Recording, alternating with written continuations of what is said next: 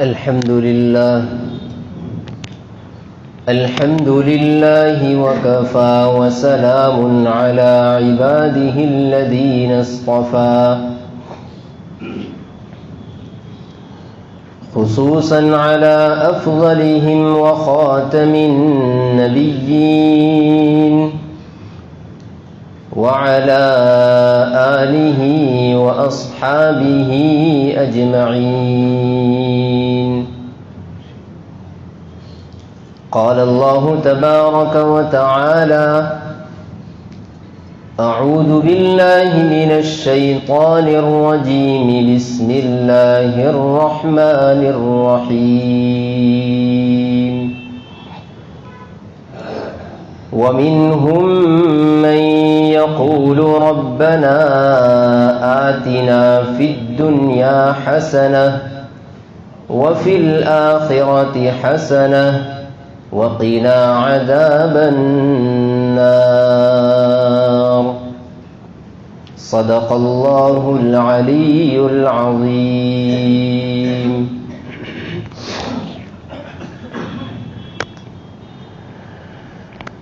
بزرگوں اور دوستوں، سورہ بقرہ کی اس آیت میں ایک بہت ہی جامع دعا سکھلائی گئی ہے. دعا مختصر ہے لیکن بڑی جامع دعا ہے. ایسی دعا ہے کہ اس میں سب کچھ آ جاتا ہے. جتنی بھی بھلائیاں ہیں، جتنے بھی نیک کام ہیں، خیر ہے، وہ ساری کی ساری اس دعا میں جمع ہے. یہی وجہ ہے کہ نبی کریم صلی اللہ علیہ وسلم اکثر یہ دعا مانگا کرتے تھے. حضرت انس رضی اللہ تعالی عنہ اس روایت کے راوی ہیں، فرماتے ہیں: کان اکثر دعاء النبی صلی اللہ علیہ وسلم. یہ دعا ایسی ہے جس کو نبی کریم صلی اللہ علیہ وسلم اکثر پڑھا کرتے تھے، اکثر مانگا کرتے تھے. ہمارا بچہ نوجوان بوڑھے سب جانتے ہیں کتنی پیاری دعا، قرآنی دعا ہے، قرآنی. بعض دعائیں ایسی ہوتی ہے کہ جہاں تک ہماری رسائی نہیں ہو سکتی، اسی لیے بار بار ہم کہتے رہتے ہیں کہ وہ دعائیں جو انبیاء اکرام علیہ الصلاۃ نے مانگی ہیں، جو نبی کریم صلی اللہ علیہ وسلم نے دعائیں مانگی ہیں، ان دعاؤں کا ورد کیجئے، ان دعاؤں کو مانگیے. حزب العظم کا ورد کیجئے، مناجات مقبول حضرت اقدس تھانوی رحمت اللہ علیہ کی ایک ایک دعا کو ہم دیکھیں، اگر ایک دعا زندگی میں اگر قبول ہو گئی تو بیڑا پار ہے. ایک دعا، وہ دعا حضور ہی مانگ سکتے ہیں، انبیاء ہی مانگ سکتے ہیں، ہماری کوئی طاقت نہیں ہے. ان میں سے ایک یہ قرآنی دعا ہے. اور حزب العظم میں جو سنیچر کا چیپٹر ہے، سنیچر کی جو منزل ہے، اس میں قرآن کریم میں جتنی بھی دعاؤں کے الفاظ آئے ہوئے ہیں وہ سارے کے سارے الفاظ کو جمع کر دیا گیا ہے. قرآن میں جتنی بھی دعائیں ہیں اور جن جن آیات میں ہیں وہ ساری کی ساری حزب العظم میں سنیچر کی منزل میں جمع کی گئی. ان میں سے ایک دعا یہ بھی ہے: ربنا آتنا فی الدنیا حسنہ. اے ہمارے پروردگار ہمیں دنیا میں بھلائی عطا فرما، وفی الآخرۃ حسنہ، اور آخرت میں بھلائی عطا فرما، وقنا عذاب النار، اور آگ کے عذاب سے بچا. تین چیزیں مانگی گئی ہیں. دنیا میں بھی بھلائی ہو، آخرت میں بھی بھلائی ہو، اور آگ کے عذاب سے حفاظت ہو۔ اتنی پیاری دعا ہے۔ ایک صحابی رسول صلی اللہ علیہ وسلم بیمار ہوئے، آپ علیہ الصلاۃ والسلام ان کی عیادت کے لیے تشریف لے گئے، اور وہ صحابی بہت کمزور ہو چکے تھے، جیسے مرغ کا بچہ ہوتا ہے چوزا، وہ کتنا کمزور ہوتا، اس سے بھی زیادہ کمزور ہو چکے تھے وہ صحابی۔ نبی کریم صلی اللہ علیہ وسلم نے ان کی یہ حالت دیکھ کر فرمایا، کیا آپ کسی چیز کی دعا کرتے تھے یا کسی چیز کے ذریعے سے اس کو مانگا کرتے تھے؟ وہ صحابی کہتے ہیں کہ ہاں یا رسول اللہ، میں ایک دعا کیا کرتا تھا۔ کہا کیا دعا کرتے تھے؟ کہا میں دعا کرتا تھا، باری تعالیٰ آپ مجھے جو آخرت میں عذاب دینے والے ہیں اس عذاب کو دنیا ہی کے اندر مجھے دے ڈالے۔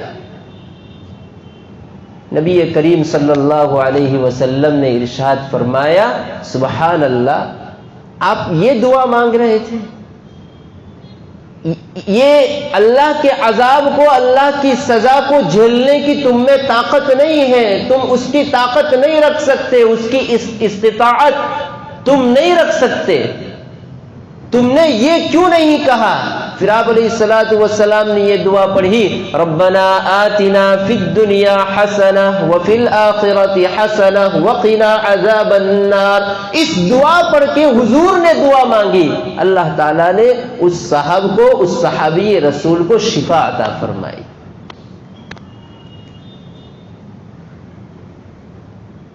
مفسر قرآن حضرت علامہ آلوسی بغدادی رحمت اللہ علیہ بہت بڑے مفسر ہیں۔ قرآن کریم میں اللہ پاک نے اس دعا میں فرمایا فی الدنیا حسنہ، دنیا میں بھلائی عطا فرما، تو بھلائی کا کیا معنی ہے؟ ہم تو ایک ہی مطلب سمجھتے ہیں کہ بھلائی کا یہ مطلب ہے۔ علامہ آلوسی بغدادی رحمت اللہ علیہ نے اس کے 10 مطلب بیان فرمائے ہیں بھلائی کے، دنیا میں بھلائی کے 10 مطلب بیان فرمائے، اور آخرت میں بھلائی کے 5 مطلب بیان فرمائے۔ یہ سارے مطالب کو ایک ہی وقت میں، ایک ہی مجلس میں بیان کرنا ممکن نہیں، کچھ باتوں کی طرف اشارہ کر دیتا ہوں۔ چنانچہ علامہ فرماتے ہیں کہ دنیا میں بھلائی کا پہلا مطلب یہ ہے کہ اللہ مجھے بھلائی عطا فرما دنیا میں، گویا کہ بندہ یہ کہہ رہا ہے کہ باری تعالیٰ مجھے عافیت عطا فرما، اور اتنی روزی مجھے عطا فرما جو میرے لیے، میرے گھر والوں کے لیے کافی ہو، بقدر کفاف مجھے روزی ملے۔ آدمی جب یہ دعا کرتا ہے تو حقیقت میں وہ اللہ تبارک و تعالیٰ سے عافیت مانگ رہا ہے، اور یہ کہہ رہا ہے کہ باری تعالیٰ مجھے عافیت عطا فرمائیے اور اتنی روزی دیجیے جو میرے لیے، میرے گھر والوں کے لیے کافی ہو جائے۔ ملا علی قاری رحمت اللہ علیہ نے عافیت کا مطلب یہ بیان فرمایا، عافیت کا مطلب یہ ہے کہ آدمی دین پر قائم رہے، اس کا جو جسم ہے، اس کی جو باڈی ہے، برے امراض سے، سنگین اور مہلک بیماریوں سے محفوظ رہے، اور اس کو روزی اتنی آسان طریقے سے مل جائے کہ جس کے لیے اس کو ہارڈ ورکنگ کرنے کی ضرورت نہ پڑے، محنت شاقہ، سخت محنت کرنے کی ضرورت نہ پڑے۔ اس دعا کا یہ فائدہ ہے کہ اللہ تبارک و تعالی یہ ساری کی ساری بھلائیاں اس کے پڑھنے والے کو عطا فرماتے ہیں۔ کتنی بہترین دعا ہے۔ ہم کہتے ہیں کہ اس دعا کو جو قبولیت کے اوقات ہیں، اذان کے بعد دعا کی قبولیت کی گھڑی ہے، اذان اور اقامت کے درمیان دعا کی قبولیت کی گھڑی ہے، 2 خطبوں کے درمیان میں دعا کی قبولیت کی گھڑی ہے، اور بھی بہت سارے اوقات ہیں۔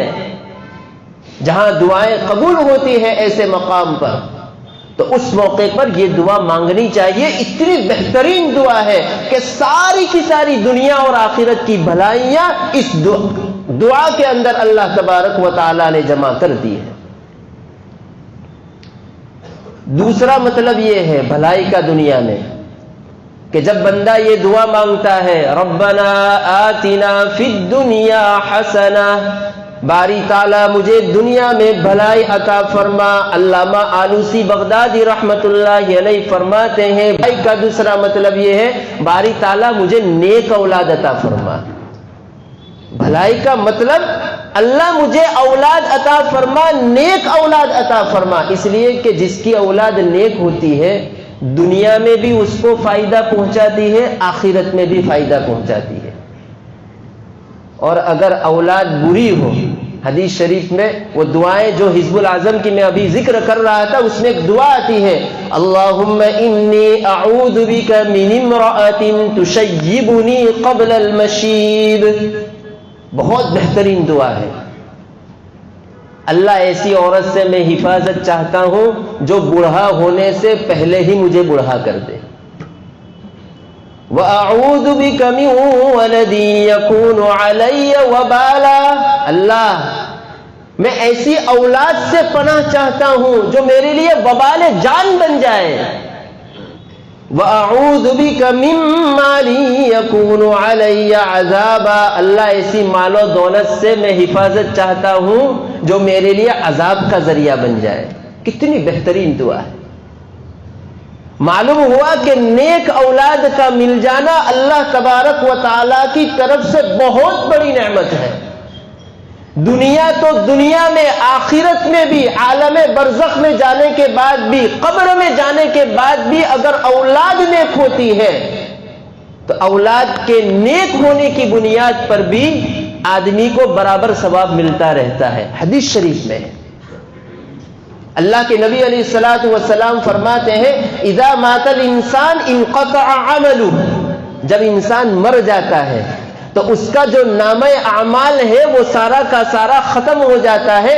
اس کے نامہ اعمال میں، اس کے رجسٹر میں اب کسی نیکی کا اضافہ نہیں ہوتا، چونکہ وہ دنیا سے، یہ دنیا اعمال کرنے کی جگہ ہے. جب دنیا سے آدمی چلا جاتا ہے اس کا رجسٹر بند الا من ثلاث، لیکن 3 چیزیں ایسی ہیں مرنے کے بعد بھی اس کا ثواب اس کو ملتا رہتا ہے.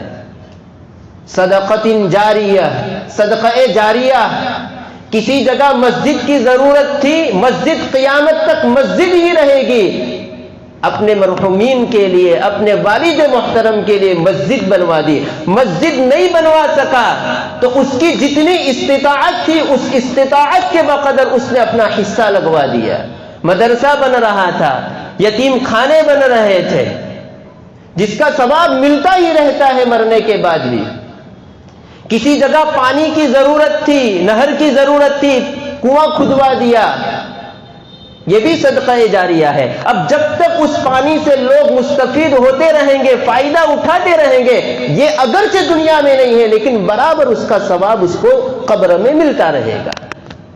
او علم ينتفع به، یا آدمی اپنے پیچھے ایسا علم چھوڑ کر کے جائے کہ جس کا فائدہ لوگوں کو حاصل ہوتا رہے، لوگ اس علم سے مستفید ہوتے رہیں. کسی نے اپنے لڑکے کو حافظ قرآن بنا دیا، عالم دین بنا دیا، قاری قرآن بنا دیا. اب یہ جتنوں کو پڑھائے گا اور اس کے شاگرد اس کے شاگرد اور اس کے شاگرد اس کے شاگرد، یہ سلسلہ در سلسلہ قیامت تک یہ جاری رہے گا. جس نے اپنے اولاد کو دیندار بنایا، حافظ بنایا، عالم دین بنایا، مرنے کے بعد بھی برابر اس کا ثواب اس کو ملتا رہے گا.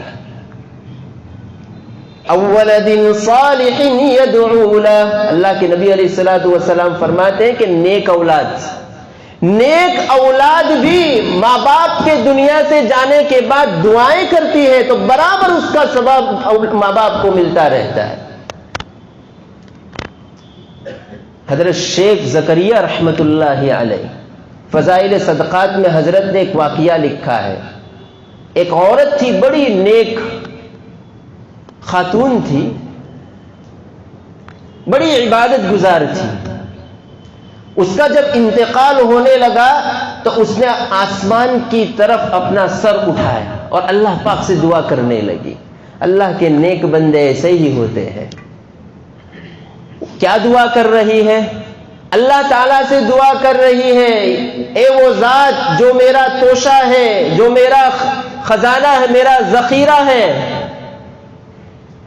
جس پر مجھے میری زندگی اور موت میں بھروسہ ہے. اللہ سے دعا کر رہی ہے، باری تعالیٰ آخری گھڑی مجھے رسوا نہ کیجیے. آپ نے دنیا میں ستاری کا معاملہ فرمایا، آخری گھڑی میں اللہ مجھے رسوا نہ کیجیے.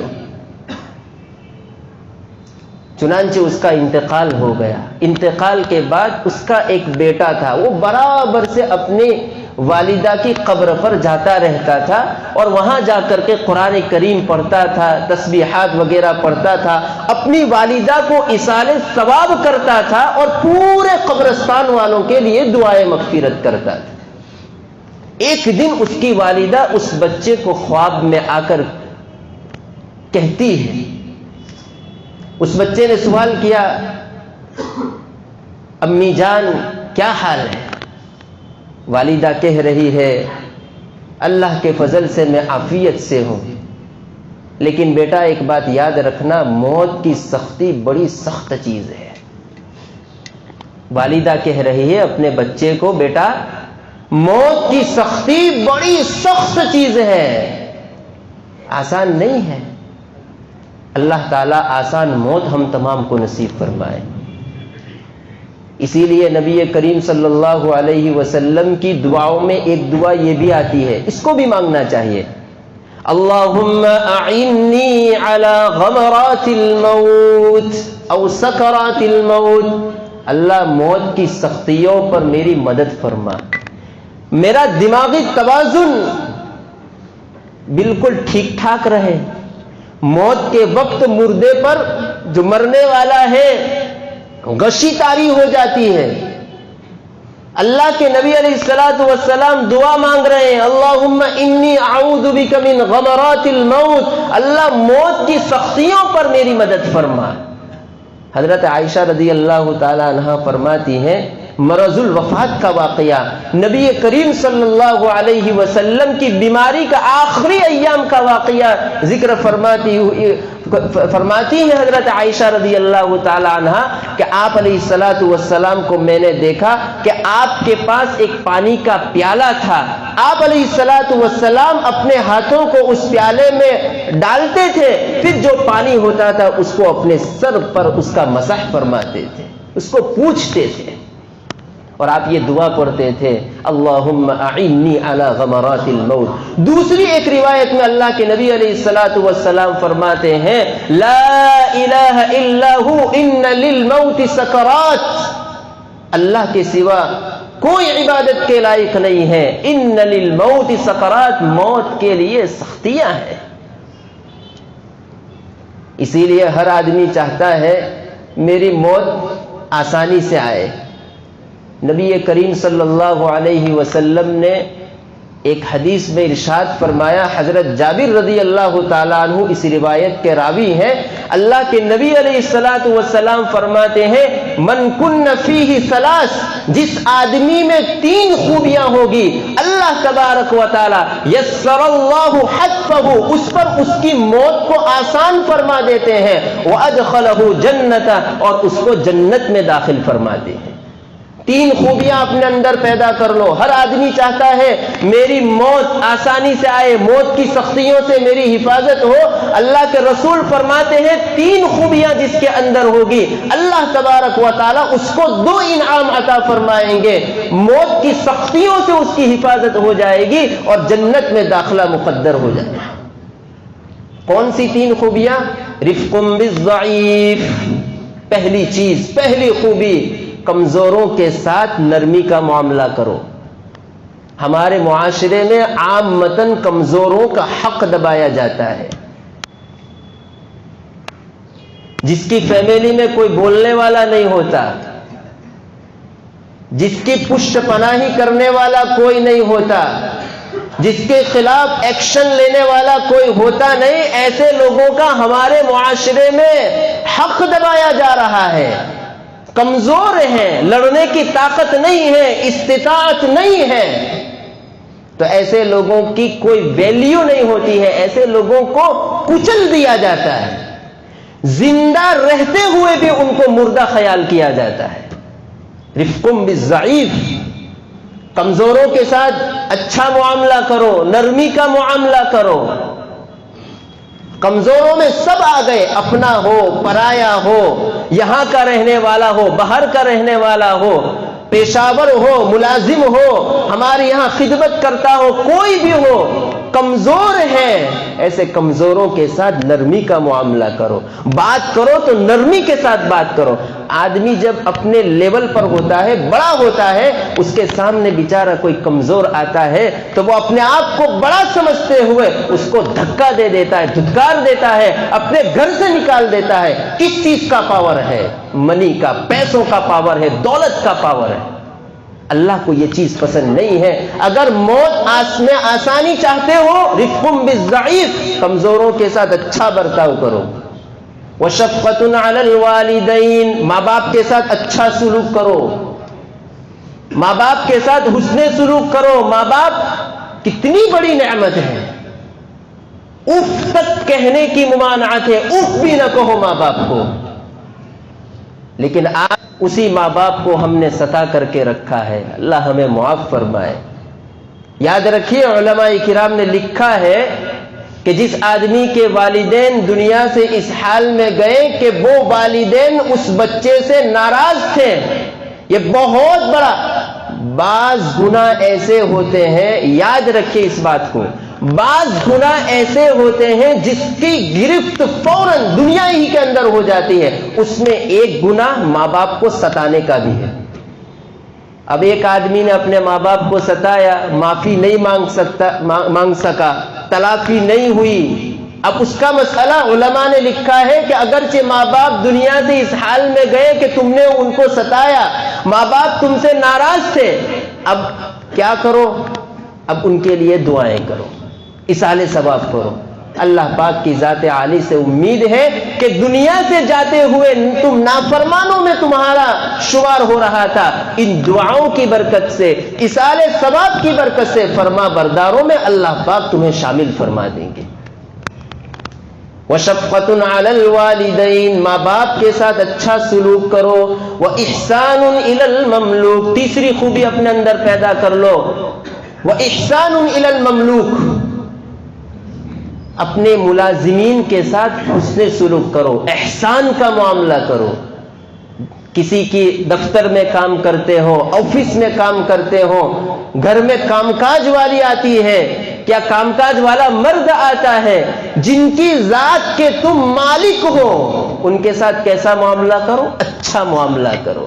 یہ تین خوبیاں جس آدمی کے اندر پیدا ہو گئی، اللہ کے نبی علیہ الصلوۃ والسلام کا فرمان ہے، یسر اللہ حتفہ، اللہ تعالیٰ اس کی موت آسان فرما دیتے ہیں، موت کی سختیوں سے اس کی حفاظت ہوتی ہے. وَأَدْخَلَهُ جَنَّةً، اور جنت میں اس کا داخلہ مقدر ہو جاتا ہے. تو اس والدہ نے کہا، بیٹا ایک بات یاد رکھنا، موت کی سختی بڑی خطرناک چیز ہے. بیٹا تو میرے پاس آتا ہے، اللہ پاک کے فضل سے یہ ریحان، یہ نعمتیں، جنت کی کھڑکی کھول دی گئی ہے، ریحان میرے نیچے بچھا ہوا ہے، ساری نعمتیں میسر ہیں. بیٹا خوش ہوا اور خوش ہو کر کے کہا، امی جان کوئی خدمت ہو تو ضرور مجھے بتا دو. اماں کہتی ہے، بیٹا کوئی خدمت تو ہے نہیں، بس تم جس طریقے سے ہر جمعہ کو میرے پاس آتے رہتے ہو، تمہارا آنا مجھے خوش کر دیتا ہے، مجھے بھی تمہارے آنے کا انتظار ہوتا ہے، تمہارے آنے سے مجھے خوشی ہوتی ہے اور دوسرے قبرستان والوں کو بھی خوشی ہوتی ہے، وہ بھی خوشیاں مناتے ہیں اور مجھے مبارکبادی دیتے ہیں کہ بیٹا تیرا بیٹا آ چکا ہے. ہمارے یہاں رسمی طور پر ماں باپ میں سے کسی کا انتقال ہوتا ہے، شروع میں 1 مہینہ، 2 مہینہ، 3 مہینہ ہر جمعہ کو جاتا ہے، پھر 2 مہینے میں 1 مرتبہ، پھر 3 مہینے میں، پھر سال میں 1 مرتبہ، پھر عیدین پر. ماں باپ کا ہم پر حق ہے، ہم جائیں قبرستان، یہ آخرت کو یاد کرانے والے، یاد دہانی کی چیز ہے۔ ہم یہاں رہتے ہوئے بھی ایصال ثواب کریں، وہاں جا کر بھی ایصال ثواب کریں، وہ اس کا بہت فائدہ ہوتا ہے۔ تو وہ امی جان کہہ رہی ہے اپنے لڑکے کو، بیٹا جس طریقے سے تم ہر جمعہ کو آیا کرتے ہو، روزہ اس طریقے سے آیا کرنا، تمہارے آنے سے مجھے خوشی ہوتی ہے۔ وہ لڑکا کہتا ہے کہ میں نے اور زیادہ اہتمام سے جانا شروع کر دیا۔ ایک دن کی بات ہے کہ ایک دن میں سویا ہوا تھا کہ ایک قبرستان کے بہت سارے مرد اور عورتیں جمع ہو کر کے میرے پاس آئے۔ حضرت شیخ نے لکھا ہے فضائل صدقات میں، کہا میں نے پوچھا، وہ لڑکا کہتا ہے کہ آپ کون لوگ ہو، کیوں آئے ہو میرے پاس؟ تو کہہ رہے ہیں کہ ہم فلاں قبرستان کے مرد اور عورتیں ہیں، ہم آپ کا شکر ادا کرنے کے لیے آئے ہیں، جو آپ ہمیں پڑھ کر کے بخشتے ہیں وہ برابر ہم کو ملتا رہتا ہے، ہم شکریہ ادا کرنے کے لیے آئے ہوئے ہیں۔ اس لیے عزیزو، جو کچھ بھی ہم پڑھتے ہیں، ایصال ثواب کرتے ہیں، ان کے نام سے صدقہ کرتے ہیں، جو کچھ بھی بھلائی کا معاملہ کرتے ہیں، نیکی کا معاملہ کرتے ہیں، اللہ تبارک و تعالیٰ اس کو ضائع نہیں فرماتے ہیں، ہمارے مرحومین کو برابر اس کا ثواب ملتا رہتا ہے۔ تو علامہ آلوسی بغدادی رحمت اللہ علیہ فرماتے ہیں، جو آدمی اس دعا کو پڑھتا ہے، ربنا آتنا فی الدنیا حسنہ وفی الآخرۃ حسنہ وقنا عذاب النار، دنیا میں بھلائی کا دوسرا مطلب یہ ہے کہ اللہ مجھے نیک اولاد عطا فرما۔ اور بھی میں نے شروع میں ذکر کیا کہ 10 مطلب بیان کیے ہیں علامہ آلوسی بغدادی رحمت اللہ علیہ نے۔ ضرورت ہے اس بات کی، اور بھی بہت ساری، دشمن پر مدد، یہ بھی ایک مطلب ہے۔ جو آدمی اس دعا کو پڑھتا ہے، اللہ تعالیٰ اس کے مخالفین اور اس کے دشمنوں پر اس کو غلبہ عطا فرماتے ہیں۔ اور ایک مطلب اس کا یہ بھی ہے کہ اللہ تبارک و تعالیٰ صحبت صالحین عطا فرماتے ہیں، یہ بھی ایک مطلب ہے۔ اچھے لوگوں کی صحبت، نیک لوگوں کی صحبت، بزرگوں کی صحبت، اس دعا کا بے شمار فائدے ہیں۔ یہ تو دنیاوی فائدہ ہوا، آخرت میں تو اللہ ہی بہتر جانتے ہیں کہ اللہ تعالی ہمارے ساتھ کیا معاملہ فرمائیں گے۔ عزیز دوستو، ضرورت ہے اس بات کی کہ جو قبولیت کی گھڑیاں ہیں، اس موقع پر اس دعا کو ضرور آپ پڑھیے۔ روزی میں تنگی ہو، بیماریاں ہو، پریشانیاں ہو، ٹینشن ہو، میں تو کہتا ہوں ہر نماز کے بعد اس دعا کو پڑھو۔ کتنی بہترین دعا ہے، اللہ دنیا میں بھی بھلائی عطا فرما، آخرت میں بھی بھلائی عطا فرما، اور آگ کے عذاب سے ہماری حفاظت فرما۔ بہترین دعا ہے، زندگی میں ایک مرتبہ بھی اگر قبول ہو گئے تو دنیا اور آخرت کی ساری بھلائیاں ہمیں حاصل ہو جائے گی۔ اللہ تبارک و تعالیٰ سے دعا ہے کہ ان باتوں پر ہم تمام کو عمل کی توفیق عطا فرمائے۔ آمین، وآخر دعوانا ان الحمد للہ رب العالمین۔